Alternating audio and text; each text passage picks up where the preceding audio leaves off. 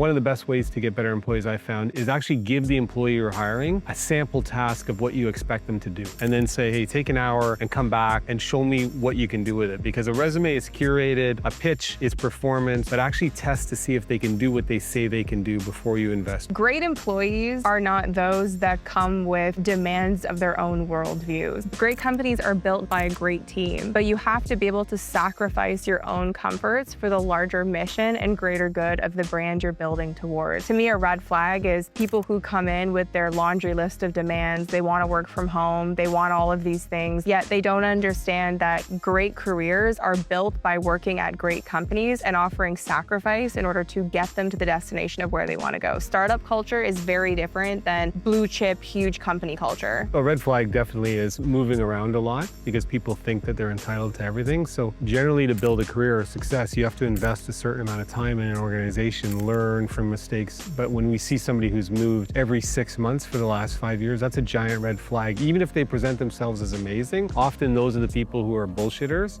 and are really more self-focused than mission-focused. I love failed entrepreneurs. I love people who tried to do things themselves, but understand that they would rather work as part of a larger team than operating alone. It's very isolating to work alone, and you're able to build on your skills and often get more range when you work with a strong team. To me, that's more of like a green flag of people who have tried to do things on their own and are looking for kind of a greater opportunity. Red flag to me is certainty. When somebody, especially young people who think they know what the world is all about, you could ask them a couple questions, and if they're certain about how the world works and they haven't really done anything yet, it's a giant red flag. Look for curiosity as opposed to certainty. Red flag for me is wanting to work for a startup, wanting to have everything be handed to you and not having the ability to work through decision action cycles yourself. It's very hard when you're in a startup environment and you have your hands in multiple pots and you're not able to make a decision, understand the higher order intent, what is the mission at hand. We need people that need to move into work, not that just want to just take tons of speed bumps and just like wait for clearer direction. The red flag, honestly, you can often find, and it's an interesting conversation, is people have a social media history that's generally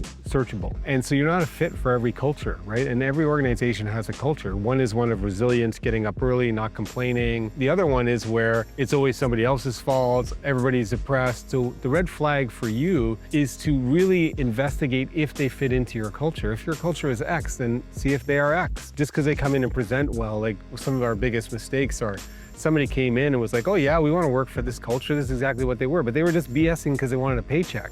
And then as soon as they get in, they became a giant problem.